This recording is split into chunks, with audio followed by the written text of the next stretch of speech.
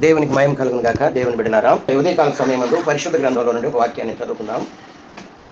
పరిశుద్ధ గ్రంథాలు కలిగినటువంటి వారు ప్రకటన గ్రంథము 9వ అధ్యాయము 1 నుండి 12 వచనాల వరకు మనము చదువుకుందాం. 1 నుండి 12 వచనాలు. 5వ దూత బూరబోదినప్పుడు ఆకాశము నుండి భూమి మీద రాలిన ఒక నక్షత్రమును చూచి తిని, అగాధము యొక్క తాళపు చెవి అతనికి ఇయ్యబడిను.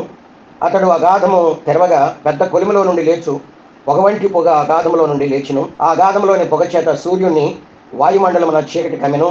ఆ పొగలో నుండి మిడతలు భూమి మీదకి వచ్చును. భూమిలో ఉండే తేళ్లకు బలమున్నట్టు వాటికి బలమియ్యబడిను.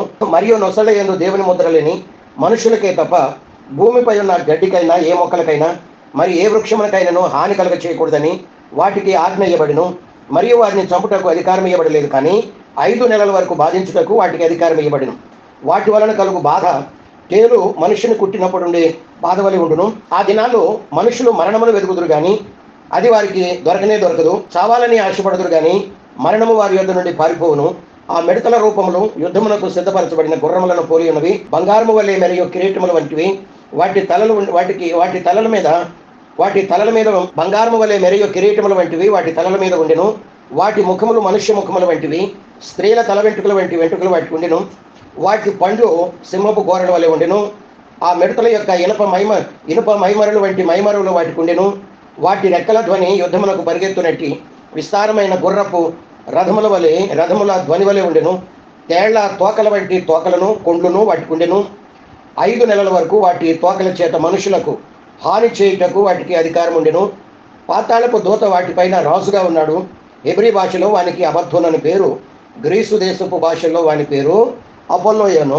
మొదటి శ్రమ గతించెను, ఇదిగో మరి 2 శ్రమలు ఇటు తర్వాత వచ్చును అని మనము చదువుకుంటా ఉన్నాం. దేవునికి మహిమ కలుగును గాక.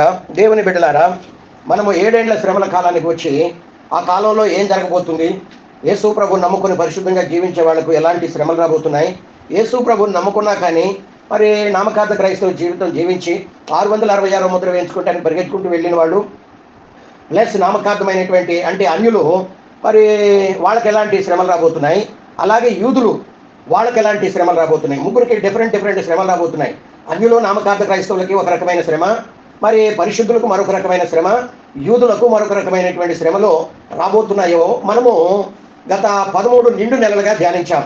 నేటి దినాన్న 14వ నెలలో 7 ఏండ్ల శ్రమల కాలానికి వచ్చి మనము ధ్యానించడానికి 14వ నెలలో ప్రవేశించి పెట్టిన ఆ గొప్ప దేవునికి మనం ఎంతో కృతజ్ఞులమై ఉంటూ ఉన్నాం. దేవునికి మహిమ కలుగును గాక. దేవుని బిడ్డలారా, ఈ భాగంలో మనము చూడగలిగినట్లయితే ప్రకటన గ్రంథంలో మనము ఈ 7 ఏండ్ల శ్రమల కాలం అనేది ఎప్పుడు ప్రారంభమవుతుంది, ఎప్పుడు ముగించబడుతుంది అనేది మనకు తెలియాలంటే ప్రకటన గ్రంథాన్ని జాగ్రత్తగా చదవాలి. ఈ యొక్క 7 ఏండ్ల శ్రమల కాలము ఎప్పుడు ప్రారంభించబడుతుంది, ఎప్పుడు ముగించబడుతుంది, ఈ విషయాలు మనకు అర్థం కావాలంటే తెలియాలంటే మనం ఏం చేయాలి? ఎక్కువగా ప్రకటన గ్రంథం అంతటినీ కూడా ధ్యానించాలి. ధ్యానించినప్పుడే పరిశుద్ధాత్మ దేవుడు అందులో నుండి మనకు అట్టి సత్యాలను మనకు బయలుపరుస్తాడు. ఎందుకంటే 7 ఏండ్ల శ్రమల కాలానికి వచ్చి మనం తెలుసుకోలేదనుకోండి, 666 ముద్రను గురించి మనం తెలుసుకోలేదనుకోండి, అబద్ధ ప్రవక్తను గురించి మనం తెలుసుకోలేదనుకోండి, యాంటీ క్రైస్టును గురించి మనం తెలుసుకోలేదనుకోండి, పరిశుద్ధులకు రాబోయే శ్రమలు, లేకుంటే ఈ యొక్క నామకార్థ క్రైస్తవులు ఈ అన్యులు వచ్చే శ్రమలను గురించి మనం తెలుసుకోలేదనుకోండి, పరిగెత్తుకుంటూ పోయి ఏం చేస్తాం? 666 ముద్ర వేయించుకుంటాం. కాబట్టి అట్టిది మనము చేయకుండా ఉండాలంటే, ఎందుకంటే ఈనాడు చాలామంది యేసుని ఎరగరు, వారు రక్షణే లేదు, వాళ్ళందరూ పరిగెత్తుకుంటూ వెళ్ళి ఆ రోజున మరి ఆ యొక్క ముద్ర వేయించుకుంటారు. నామకార్థముగా జీవించే క్రైస్తవులకి సత్యం ఈనాడు ప్రకటించబట్టలా. దేవుని సంఘాలలో, సార్వత్రిక సంఘాలలో కేవలం 20 కార్లు 30 ఎయిర్ కండిషన్లు, మీకు ఆకాశపు తూములు విప్పబడి ఆశీర్వాదాలు కుమ్మరించబడతాయి, వాటి గురించే చెప్తున్నారు. కానీ కాడికి ఈ యొక్క 7 ఏండ్ల శ్రమల కాలం ఎలాంటి సంఘటనలు జరగబోతున్నాయో అవి ఏ ఒక్క దైవ సేవకుడు కూడా ఈ కడవల దినాల్లో ప్రకటించడం లేదు. కనుకనే సత్యం తెలియక చాలామంది వాళ్ళు ఆనాటి కూటి కోసం, నీళ్లు కోసం, పిల్లల పాలు కోసం, అమ్మటం కోసం, వాళ్ళ వ్యాపారాలు అమ్ముకుంటానికి కోసం, వాళ్ళ పొట్టలు పోషించుకుంటానికి, వాళ్ళ అవసరాలు తీర్చుకుంటానికి కొనటం కోసం పరిగెత్తుకుంటూ పోయి వాళ్ళు ఆ ముద్ర వేయించుకుంటారు. ఈ 7 ఏండ్ల శ్రమల కాలంలో ఎలాంటి సంఘటనలు జరగబోతున్నాయో ఆ సత్యం కనుక ప్రకటించబడితే వాళ్ళు ప్రభు కొరకు ప్రాణాలు తెగించి నిలబడటానికి ఆ కొద్ది కాలం వాళ్ళు మరి త్యాగపూరితమైన జీవితం జీవించడానికి ఇష్టపడుతూ ఉంటారు. కాబట్టి దేవుని పిల్లలారా, నిశ్చయముగా ఈ చివరి దినాల్లో మనము ఈ సత్యాలను తెలుసుకుంటానికి పరిశుద్ధాత్మ దేవుడు మనకు అట్టి కృపను దయచేశాడు. కాబట్టి మనం ఎంతో దేవునికి కృతజ్ఞులమై ఉంటూ ఉన్నాం. దేవునికి మహిమ కలుగును గాక.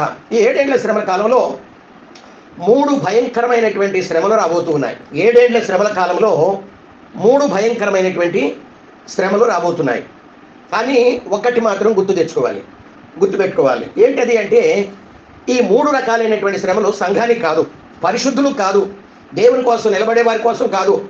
ఇవి ఎవరికి అంటే 666వ ముద్ర వేయించుకునే వాళ్ళకి మాత్రమే. ఈ 3 రకాలైనటువంటి భయంకరమైన శ్రమలు, ఇంకొక విషయం ఏంటంటే, ఇది యూదులకు కూడా కాదు ఈ శ్రమలు. వాళ్ళ శ్రమలు వేరే ఉన్నాయి. ప్రభు చిత్తం అయితే అతి త్వరలోనే వాటిని గురించి కూడా మనము ధ్యానించబోతున్నాం. పరిశుద్ధులకు ఎలాంటి శ్రమలు రాబోతాయో దాదాపు మనము సంవత్సరం పాటు ధ్యానించాం. ప్రస్తుతం మనం ధ్యానించేది 666వ ముద్ర వేయించుకునే వాళ్ళకి. ఇది యూదులకు కూడా కాదు. 666వ ముద్ర ఎవరు వేయించుకుంటారో మనం ఎంతకాలం చూస్తూ వచ్చాం. ఎవరు వేయించుకుంటారు అంటే, యేసుని ఎరగని వారికి, రక్షణ పొందని వారు, వాళ్ళు వేయించుకుంటారు ఒక రకం. రెండవ రకం ఎలాంటి వాళ్ళు అంటే, యేసుని ఎరిగి వాళ్ళ జీవితం అంతా చర్చిలకు వెళ్ళి 666వ ముద్ర వేయించుకోవటం వల్ల కలిగే నష్టం ఏంటో ప్రకటించబడకుండా ఎవరైతే ఉన్నారో వాళ్ళు ఈ 666 ముద్ర వేయించుకుంటారు. కాబట్టి ఆ 2 రకాలైనటువంటి జాతుల కొరకు ఆ 3 రకాలైనటువంటి శ్రమలు మనము చూడబోతూ ఉన్నాం. పాస్టర్ గారు, మనకెందుకండి వాళ్ళకు వచ్చే శ్రమలు, మనకెందుకండి అంటే, క్రైస్తవులకు వచ్చే శ్రమల కంటే కఠోరమైనటువంటి శ్రమలో 666 ముద్ర వేయించుకునే వారికి కదండి, కఠోరమైన శ్రమలు. క్రైస్తవులది ఏముందండి, తల తెగ నరుగుతాడు వాడు. ఐసిస్ నుండి వస్తున్నాడు కనుక, సిరియా కంట్రీ నుండి, వాడు తల తెగ నరుగుతాడు. వాళ్ళ పని ఏంటంటే తల తీసేయటమే. క్షణంలో కసక్కమంటది, ప్రాణాలు పోతాయి. చర్మాలు ఒలుస్తారు. చర్మాలు ఒలుస్తూ ఉంటే, గొర్రె చర్మం వచ్చినట్లు ఒలుస్తూ ఉంటే, పైన చెట్ల కట్టి క్రింద మంట పెడితే రోడ్ల మీద ఈడ్చుకుంటూ పోతే రక్తమంతా ఏరులై విపాతమై మొత్తం కారిపోతే వాళ్ళు ఎన్ని గంటలు బ్రతకగలుగుతారు, ఎన్ని రోజులు బ్రతకగలుగుతారు? మహా అయితే ఒక రోజు మాత్రం బ్రతికి వాళ్ళు ఆ యాతన, ఆ బాధ అనేది ఒక రోజు మాత్రమే ఉంటుంది క్రైస్తవులకి కదండి, అంతకంటే ఎక్కువ ఉండదు. కానీ వీళ్లకు 7 సంవత్సరాల పాటు ఉంటుంది. 666వ ముద్ర వేయించుకునే వాళ్ళకి 7 సంవత్సరాలు వాళ్ళకి యాత్ర ఉంటుంది అని మనం చదువుకుంటా ఉన్నాం.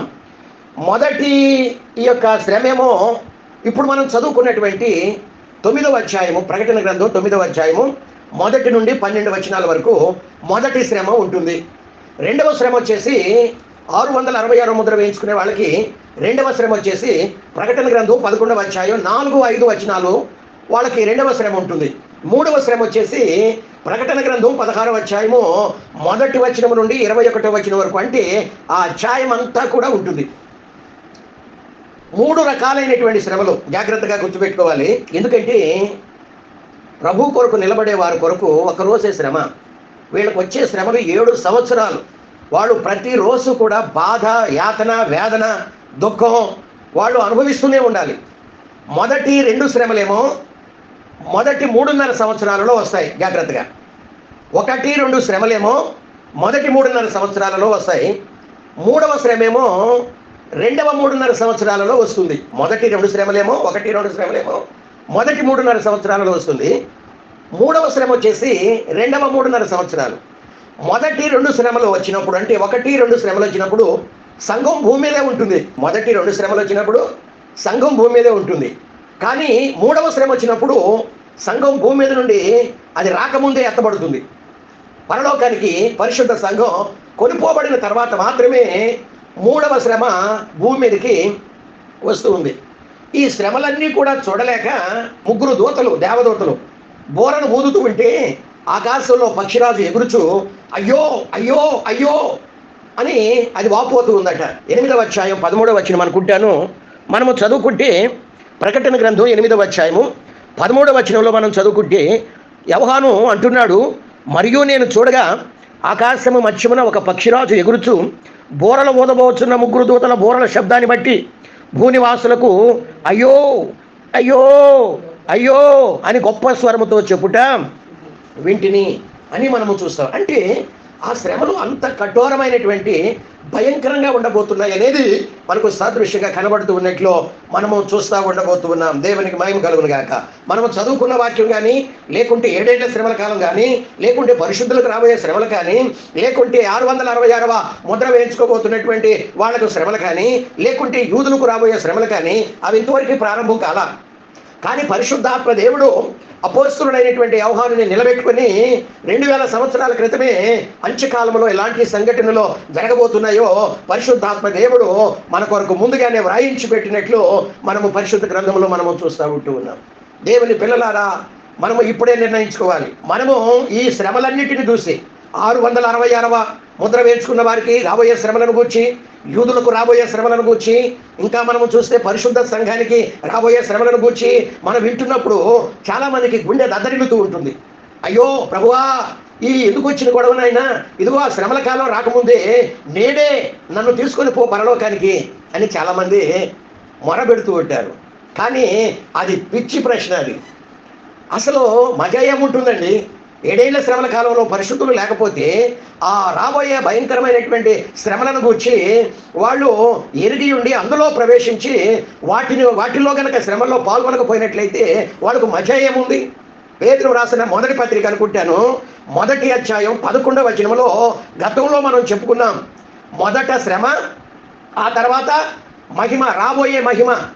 ఈ మొదటి శ్రమ తర్వాత రాబోయే మహిమలను గూర్చి పాత నిబంధనలో ఉన్నటువంటి ప్రవక్తలందరూ కూడా వాళ్ళు చూచి, అయ్యో ఇటువంటి ధన్యతను మనము మిస్ అయిపోయేమే, మనకుంటే ఈ ధన్యత ఎంత బాగుండు, లేకుంటే పాత నిబంధనలో కాకుండా క్రొత్త నిబంధనలో నేను జన్మించి ఆ లాస్ట్ డేస్లో ఆ 7 ఏళ్ల శ్రమల కాలంలో నేను ప్రవేశించగలిగినట్లయితే, ఎంటర్ అయినట్లయితే ఎంత బాగుండేది, అయ్యో ఆ ధన్యతను మేము మిస్ అయ్యేమే అని వాళ్ళు అనుకుంటున్నారని పేతురు అపోస్తలుడు ఆనాడే ఆయన ఆ విషయాన్ని ఆత్మలో చూసి అక్కడ వ్రాసినట్లు మనము చూస్తూ ఉన్నాం.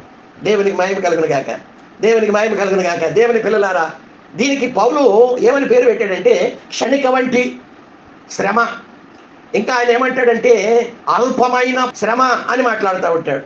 రోమాపత్రిక 8వ అధ్యాయం అనుకుంటాను 18వ వచనంలో మనం చదువుకుంటే, రోమాపత్రిక 8:18లో ఆయన అంటున్నాడు, పౌలు అపోస్తలుడు, మన ఎడల ప్రత్యక్షము కాబోయే మహిమ ఎదుట ఇప్పటి కాలపు శ్రమలో ఎన్నదగినవి కావని ఎంచుచున్నాను. ఎంత చక్కని మాట! మన ఎడల ప్రత్యక్షము కాబోయే మహిమ ఎదుట ఇప్పటి కాలపు శ్రమలు ఎన్నదగినవి కావు. నేను అనుకుంటాను కొరింథీయులకు రాసిన 2వ పత్రిక 4వ అధ్యాయమేమో అనుకుంటాను. ఆయన అంటున్నాడు 16వ వచనం నుండి, 4వ అధ్యాయము 16వ వచనం నుండి, కావున మేము అధైర్యపడము, మా బాహ్య పురుషుడు కృషించుచున్నను, ఆంతర్య పురుషుడు దినదినము నూతనపరచుచున్నాడు. మేము దృశ్యమైన వాటిని చూడక అదృశ్యమైన వాటిని నిదానించి చూచుచున్నాము. కనుక క్షణమాత్రముండు, ఎంత మాత్రం అండి? క్షణమాత్రముండు మా చులకని శ్రమ మా కొరకు అంతకంతకు ఎక్కువ నిత్యమైన మహిమాభారము కలుగ చేయుచున్నది. ఏలయనగా దృశ్యమైనవి అనిత్యములు, అదృశ్యమైనవి నిత్యములు అని మాట్లాడుతున్నాడు. పేతురు అపోస్తలుడు ఎక్కడ ఒక మాట వ్రాస్తూ ఉంటాడు. మొదటి పేతురు పత్రిక 4వ అధ్యాయము 12వ వచనం అనుకుంటాను. పేతురు రాసిన పత్రిక 4వ అధ్యాయము 12వ వచనములో, ప్రియులారా, మనము మిమ్మును శోధించుటకు మీకు కలుగుచున్న అగ్ని వంటి మహాశ్రమ. సంఘానికి ఎలాంటి శ్రమ రాబోతుంది? ఒకప్పుడు ఆది కాలంలో కలిగింది, కానీ అంతటి శ్రమ లేదు. ఇప్పుడు కఠోరమైన శ్రమ సంఘానికి రాబోతుంది. అగ్ని వంటి మహాశ్రమను, మీకు కలుగుచున్న అగ్ని వంటి మహాశ్రమను గూర్చి మీకేదో ఒక వింత సంభవించినట్లు ఆశ్చర్యపడుకుడి. క్రీస్తు మహిమ ఏంటంటండి? క్రీస్తు మహిమ బయలుపరచబడినప్పుడు మీరు మహానందముతో సంతోషించు నిమిత్తము క్రీస్తు శ్రమల్లో మీరు పాలివారై ఉన్నంతగా సంతోషించుడి. క్రీస్తు నామము నిమిత్తము మీరు నిందల పాలైన ఎడల మహిమా స్వరూపి అయిన ఆత్మ, అనగా దేవుని ఆత్మ మీ మీద నిలుచుచున్నాడు గనుక మీరు ధన్యులు. ఇక్కడ అంటున్నాడు అగ్ని వంటి మహాశ్రమను గూర్చి మీకేదో 12వ వచనంలో ఒక వింతగా సంభవించినట్లు ఆశ్చర్యం. క్రీస్తు మహిమ బయలుపరచబడినప్పుడు మీకు ఏం కలుగుతుందంటే మహానందము. మొదటి పేతురు పత్రిక ఇందాక మనం చెప్పుకున్న 1వ అధ్యాయము 11వ వచనంలో దాన్ని కూడా చదువుకుంటే, 1వ అధ్యాయము మొదటి పేతురు పత్రిక 11వ వచనంలో 10వ వచనం నుండి మీకు కలుగు ఆ కృపను గూర్చి, కృపంటండి శ్రమలు, కృపంట చూసారా, మీకు కలుగు ఆ కృపను గూర్చి ప్రవచించిన పాత నిబంధన ప్రవక్తలు ఈ రక్షణను గూర్చి పరిశీలిస్తూ తమ యందున్న క్రీస్తు ఆత్మ క్రీస్తు విషయమైన శ్రమలను గూర్చియు వాటి తర్వాత కలగబోయే మహిమలను గూర్చియు ముందుగా సాక్ష్యం ఇచ్చినప్పుడు ఆ ఆత్మ ఏ కాలాన్ని ఎట్టి కాలమును సూచించు వచ్చినో దాన్ని విచారించి పరిశోధించారట. అయ్యో మేము ఇటువంటి ధన్యతను మిస్ అయిపోయాం. దేవునికి మహిమ కలుగును గాక. నిజంగా శ్రమలు కోరుకోవాలండి, శ్రమలు కోరుకోవాలి. శ్రమల్లో కూడా ఏం కోరుకోవాలి అంటే 3 రకాలైనటువంటి శ్రమలు మనం చెప్పుకున్నాం. 7 ఏళ్ల శ్రమల కాలంలో మొదటి 3.5 సంవత్సరాలలో పరిశుద్ధులకు, పరిశుద్ధమైన సంఘానికి 3 రకాలైన శ్రమలు రాబోతూ ఉన్నాయి. అంటే దేవుడు తన ఒక బుక్ తీసుకొని ఆ బుక్లో 3 రకాలైన లిస్టులు రాసుకున్నాడు అని చెప్పుకున్నాం. ఎంతమందికి జ్ఞాపకం ఉందో నాకు తెలియదు. 3 రకాలైనటువంటి వాటిల్లో మొదటి రకంలో లిస్టులో ఉన్నటువంటి వారెవరు? వారు ప్రకటన గ్రంథం 20వ అధ్యాయం 4వ వచనం నుండి 6వ వచనం వరకు రాయబడింది. ఇదిగా వారు ఏంటంటే శిరచ్ఛేదనం, హతసాక్షులుగా మార్చబడటం. తల తెగ నరుగుతాడు వాడు. కాబట్టి మొండాన్ని తలని వాడు వేరు చేస్తాడు. కాబట్టి వాడు ఒక రకం. దేవుని దగ్గర ఉన్నటువంటి 2వ లిస్టులో ఎవరున్నారు అంటే కఠోరమైనటువంటి శ్రమలు, చర్మాలు వలచబడటం, డాంపర్ రోడ్డు మీద పోసే తారుని తీసుకొచ్చి మన బాడీ మీద, శరీరం మీద అప్లై చేసి నిప్పంటించటం, చెట్లకు కట్టి పైన క్రింద నుండి మంటలు పెట్టడం, గొర్రె చర్మాలు వలచటం, రోడ్ల మీద గుర్రాల కట్టి ఈడ్చుకొని పోవటం, సూదులు మేకులు శరీరానికి గుచ్చటం, పలు రకాలైనటువంటివి. ఇది 2వ లిస్టు. ఈ 2 లిస్టుల్లో ఉండేవాళ్ళు దేవునికి కుడి ప్రక్క సింహాసనం మీద ఎడమ ప్రక్క కూర్చుంటారు. 3వ లిస్టు దేవుని దగ్గర ఉన్నటువంటిది. వీళ్ళు కూడా దేవుని సింహాసనం మీదే కుడి ఎడమల కూర్చుంటా ఉంటారు. ఎందుకంటే వీళ్ళకు కూడా ఎలాంటి శ్రమలు వచ్చాయంటే షడ్రక్ మేషక్ అబేద్నెగోలకు వచ్చినటువంటి శ్రమలు, దానియేలుకు వచ్చినటువంటి శ్రమలు, ఆదిమ సంఘానికి వచ్చినటువంటి శ్రమలు. వీళ్ళరా అలాంటి భయంకరమైన శ్రమల్లో వాళ్ళు విశ్వాసం కోల్పోకుండా ప్రభు కొరకు కడమట్టుకు నిలబడిన వాళ్ళు. నెబుకద్నెజరు, ఇందును బట్టి మాకు చింత లేదు, నీవు మమ్మల్ని అగ్నిగుండంలో వేసుకుంటావా వేసుకో, మేము మాత్రం నీవు నిలబెట్టిన బొమ్మకు మురక్కముగాక. సహజంగా వాడు ఏం చేస్తున్నాడండి, అగ్ని గుండముని 7 రెట్లు అధికమైన వేడి చేశాడంటే 7 రెట్లు. సహజంగా దాన్ని చూస్తుంటే ప్రాణం గుప్పిట్లో పెట్టుకొని శరీరం అంతా జలధరిచ్చుద్ది అనమాట. అయ్యో నా భార్య ఏమైపోతావు, అయ్యో నా భర్త ఏమైపోతాడు, అయ్యో నా పిల్లలు ఏమైపోతారు, నేను అగ్నిగుండంలో పడిపోతే వాళ్ళ పరిస్థితి ఏంటి, వాళ్ళ ఫ్యూచర్ ఏంటి, వాళ్ళ లైఫ్ ఏంటి అని చాలామంది బిక్కుబిక్కుమనుకుంటా. ఎందుకు వచ్చిన గొడవ? ఒకసారి సాగిలపడి నమస్కారం పెడితే పోలే నెబుకద్నెజరు రాజు నిలబెట్టినటువంటి ఆ బొమ్మకు అని చాలామంది విశ్వాసులను ఏం చేస్తారు, వెనుక తీస్తూ ఉంటారు. విశ్వాసంలో 2 వైదొలుగుతారు. కానీ ఆనాడు దేవుడు అనేక మంది పరిశుద్ధులు లేపబోతున్నాడు తన పక్షాన్ని నిలబెట్టుకోవటానికి. ఇదిగో అబద్ధ ప్రవక్త యాంటీ క్రైస్ట్, నీవు నిలబెట్టినటువంటి యాంటీ క్రైస్ట్ బొమ్మలకే మేము మొరక్కం, మేము సాగిలపడం, మేము నమస్కారం చెయ్యము. కాబట్టి నీవు మా తలను తెగ నరుక్కుంటావా, మా చర్మాలు ఒలుస్తావా, మమ్మల్ని చెట్ల గట్టి ఇదిగో మంట పెడతావా, డాంపర్ పెడతావా, నిప్పంటిస్తావా, నీ ఇష్టం. ఈ మాటలు వింటుంటే నెబుకద్నెజరు ఒక్కొక్క అడుగు వెనక్కుంటూ వేసుకుంటూ పోయాడు కదండి, ఒక్కొక్క అడుగు. అట్లనే అబద్ధ ప్రవక్త యాంటీ క్రైస్ట్ కూడా నాడు వీళ్ళ ధైర్యాన్ని చూసి, తమ దేవుని మీద ఉన్నటువంటి విశ్వాసాన్ని చూసి వాళ్ళు కూడా ఒక్కొక్క అడుగు, ఎందుకంటే వాళ్ళతో ఎవరున్నారు, ఏమాత్రం పిరిగితనానికి చోటు ఇవ్వకుండా వాళ్ళను ఉజ్జీవింపచేసే 2 ప్రవక్తలు అక్కడ ఉన్నారు. వాళ్ళతో యెరూషలేము వీధిలో నడుస్తూ యేసుక్రీస్తుని గురించినటువంటి సువార్త ప్రకటించబడుతూ ఉంటే, టీవీలో లైవ్ టెలికాస్ట్ చేయబడుతూ ఉంటే ప్రపంచమంతటా ఉన్నటువంటి పరిశుద్ధులు ఏం చేస్తా ఉన్నారు, వారి స్వరాలు వింటున్నప్పుడు వీళ్ళకి ఎక్కడ లేనటువంటి ధైర్యం కలుగుతుంది, ఎక్కడ లేనటువంటి ఉద్యమం వస్తుంది.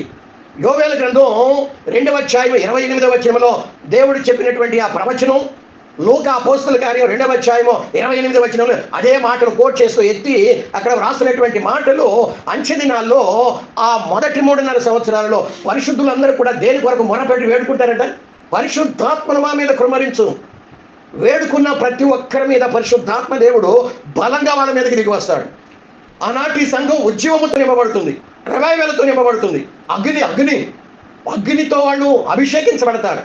పరిశుద్ధ ఆత్మ అగ్నితో వాళ్ళు అభిషేకించబడతారు. వాళ్ళను చూస్తే యాంటీ క్రైస్తు అబద్ధ ప్రవక్త అడుగులు వెనక్కి వేసుకుంటూ వాడు భయం చెంది కదండి. దేవునికి మహిమ కలుగును గాక. 2 ప్రవక్తలు చూస్తే వాళ్ళకి నిద్ర పట్టదు వాళ్ళ మాటలు వింటుంటే. దానికి తోడు పరిశుద్ధ సంఘం ప్రపంచమంతటా కూడా తోడై ఆడి బొమ్మకి సాగిల పడకుండా, నమస్కారం చేయకుండా, మొక్కకుండా, ఎవరైతే వాళ్ళు వ్యతిరేకంగా ఎదురు తిరిగి వాళ్ళు ఇదిగో నీవు మమ్మల్ని ఇష్టం వచ్చినట్టు చేసుకుంటావా చేసుకో, మేము ఆ పని చాలము అని ఎవరైతే ఎదురు తిరిగి మాట్లాడుతూ ఉంటారో ఆ మాటలకి వాళ్ళకి చర్రమంటది. కాలే ఆ పెను మీద నీళ్లు పోస్తే ఎట్లా సర్రమంటదో వాళ్ళ రక్తం కొట్టుకుంటా ఉంటుంది. కానీ ఏమీ చేయలేరు. వాళ్ళ ధైర్యాన్ని చూసి, వాళ్ళ విశ్వాసాన్ని చూసి షడ్రక్, మేషక్, అబేద్నెగో లాంటి వాళ్ళని, ఎస్తేరు లాంటి వాళ్ళని, దానియేలు లాంటి వాళ్ళని, మొర్దెకై లాంటి వాళ్ళని, అనేకమైనటువంటి పరిశుద్ధుల్ని, ప్రవక్తల్ని దేవుడు ఆనాడు మొదటి 3.5 సంవత్సరాలలో లేపబోతూ ఉన్నాడు. దేవుని స్తోత్ర. ఆనాటి వాళ్ళ విశ్వాసం ఎలా ఉంటుంది అంటే, మొదటి పేతురు పత్రిక అనుకుంటాను, పేతురు రాసిన మొదటి పత్రిక త్వరగా చూడండి. మొదటి పేతురు పత్రిక, పేతురు రాసిన మొదటి పత్రిక 1వ అధ్యాయము 5వ వచనం నుండి క్రింది భాగాలు మనం చదువుకుంటూ వెళదాం. కడవరి కాలమందు బయలుపరచబడుటకు సిద్ధంగా ఉన్న రక్షణ మీకు కలుగునట్లు విశ్వాసము ద్వారా, అండర్లైన్ చేసుకోండి, విశ్వాసము ద్వారా దేవుని శక్తి చేత కాపాడబడు మీ కొరకు ఆ స్వాస్థ్యము పరలోకమందు భద్రపరచబడి ఉన్నది. ఇందువలన మీరు మిక్కిలి ఆనందించుచున్నారు. కానీ అవసరాన్ని బట్టి నానా విధములైన శోధనల చేత ప్రస్తుతమున కొంచెం కాలం మీకు దుఃఖం కలుగుతున్నది. నశించిపోవు సువర్ణము అగ్ని పరీక్ష వలన శుద్ధపరచబడుతున్నది కదా, దానికంటే అమూల్యమైన, ఇది అండర్లైన్ చేసుకోండి మాట, దానికంటే అమూల్యమైన మీ విశ్వాసం. దేనికంటే? సువర్ణము కంటే. సువర్ణము, బంగారం అగ్ని పరీక్ష వలన శుద్ధపరచబడినట్లు ఆనాడు పరిశుద్ధ సంఘాన్ని తన కొరకు ఆయన అగ్ని చేత అభిషేకించి వాళ్ళ విశ్వాసాన్ని ఆ అగ్ని వంటి శ్రమల ద్వారా ఏం చేయబోతున్నాడు? పరీక్షించబోతూ ఉన్నాడు. తాలు తప్ప గింజంతా నామకార్థమైన క్రైస్తవులంతా కూడా ఒక ప్రక్కకు వెళ్ళి పరిగెత్తుకుంటూ వెళ్ళి ముందు నాకు వేయండి 600 ముద్ర 66వ ముద్రని వేయించుకుంటారు. కానీ నానా ఇక్కడ అంటున్నాడు, దానికంటే అమూల్యమైన మీ విశ్వాసం శోధనల చేత పరీక్షకు నిలిచినదై యేసుక్రీస్తు ప్రత్యక్షమైనప్పుడు మీకేముంటుంది? ఆయన మిమ్మల్ని మెచ్చుకుంటాడంట, మిమ్మల్ని మహిమతో కప్పుతాడంట, మీకు ఘనతనిస్తాడంట. ఇదిగో లోకం పుట్టిన మొదలుకొని ఇప్పటి వరకు ఆశీర్వదించబడిన వాళ్ళారా, రండి ఈ లోకాన్ని మీరు స్వతంత్రించుకోండి అని ఆహ్వానిస్తాడు అని బైబిల్. వాళ్ళకి ఏముంటుందట? వాళ్ళకి మెప్పు ఉంటుంది, వాళ్ళకు మహిమ ఉంటుంది, వాళ్ళకు ఘనత ఉంటుంది అని ఇక్కడ పేతురు అపోస్తలుడు తెలియజేస్తూ ఉన్నట్లు మనము చూస్తూ ఉన్నాం. దేవునికి మహిమ కలుగునుగాక. దేవుని బిడ్డ, అల్పకాల భోగముల కొరకు మనము ప్రాకులాడకుండా మోషే ఏం చేశాడు? అల్పకాల చదువుకుందాం. హెబ్రీయులకు రాసిన పత్రిక 11వ అధ్యాయం 38వ వచనమేమో అనుకుంటాను నేను. హెబ్రీయులకు రాసిన పత్రిక 11వ అధ్యాయములో మనము చదువుకుంటే 26వ వచనంలో 24 నుండి మోషే పెద్దవాడైనప్పుడు విశ్వాసమును బట్టి ఐగుప్తు ధనము కంటే క్రీస్తు విషయమైన నింద గొప్ప భాగ్యమని ఎంచుకొని, గొప్ప భాగ్యం అంట ఏంటది?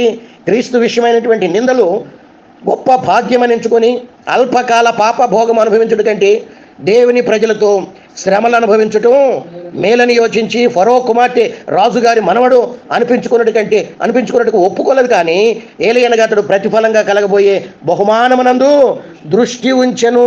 విశ్వాసమును బట్టి అతడు అదృశ్యుడైన వారిని చూచుతున్నట్టు స్థిర బుద్ధి గలవాడై. తలను వంచుదాం. ప్రభు సన్నిధానంలోనికి కూడి వచ్చినటువంటి మనము, నేనేదో మాట్లాడాలని వచ్చాను, దేవుడు ఎక్కడికో నడిపించాడు. ప్రపంచంలో ఉన్నటువంటి ప్రతి మానవుడికి ఏదో ఒక రూపంలో శ్రమలు వస్తాయి. పరిశుద్ధులకు వచ్చే శ్రమలు వేరు, 666వ ముద్ర వేయించుకున్నటువంటి వారికి వచ్చే శ్రమలు వేరు, 3.5 సంవత్సరాలలో యూదులకు వచ్చే శ్రమలు వేరు. కానీ పరిశుద్ధ సంఘం ఈ 666వ ముద్ర వేయించుకునే వాళ్లకు వచ్చే 3 శ్రమలలో మొదటి శ్రమలలో సంఘం భూమి మీద ఉంటుందని మనం చెప్పుకుంటూ వస్తున్నాం. అవి ఇంకా మనము చూడలేదు. అవి ఎలాంటి శ్రమలో ప్రభు రాకడ ఆలస్యమైతే, ప్రభు చిత్తమైతే వచ్చేవారు మనము దానిని ధ్యానించడానికి ప్రయత్నం చేద్దాం. 666వ ముద్ర వేయించుకుంటే ఎంతటి కఠోరమైన శ్రమలు! ఆ శ్రమల ముందు సంఘం యొక్క శ్రమలు, పరిశుద్ధులకు వచ్చే శ్రమలు అంతగా కనపడవు. ఆ కాలంలో 666 ముద్ర వేయించుకున్నటువంటి వారికి వచ్చే ఆ భయంకరమైనటువంటి శ్రమలు చూచి ఆకాశమందు ఒక పక్షిరాజు ఎగురుచు అయ్యో రొమ్ము బాదుకుంటూ గుండె కొట్టుకుంటూ ఆ పక్షిరాజు అయ్యో అయ్యో అయ్యో చూస్తున్నటువంటి ఆ పక్షిరాజుకే అంతగా భయమేస్తుంటే, అది అనుభవించబోతున్నటువంటి 666 ముద్ర వేయించుకున్న వాళ్ళకి దేవుని బిడ్డ ఎందుకు చెప్తున్నావంటే, ఈ మాటలు ఎందుకు చెప్తున్నావు పలకబడుతున్నాయి అంటే, సంఘములో గనక నువ్వు పరిశుద్ధ సంఘములో లేకపోతే, 666 ముద్ర వేయించుకునే ఆ గుంపులో గనక నువ్వు ఉన్నట్లయితే, ఆనాడు ఆ పక్షిరాజు రొమ్ము కొట్టుకుంటూ అది అయ్యో అయ్యో అన్న రీతిగా నీవు కూడా ఆ రోజు అలాంటి శ్రమలను తట్టుకోలేక పలకవలసి అంతటితో ముగించబడదు. 666 ముద్ర వేయించుకున్న వాళ్ళకి ఆ 3 రకాలైనటువంటి శ్రమలు మాత్రమే కాదు, అగ్ని గంధకాలతో మండే గుండె వాళ్ళ కోసం ఎదురు చూస్తూ ఉంటుంది. కోట్ల సంవత్సరాలు అంతో లేనటువంటిది నరకం అనేది. దాంట్లో పడితే పాతాళము అనేది అది ఒక చిన్న పోలీస్ స్టేషన్ వంటిది.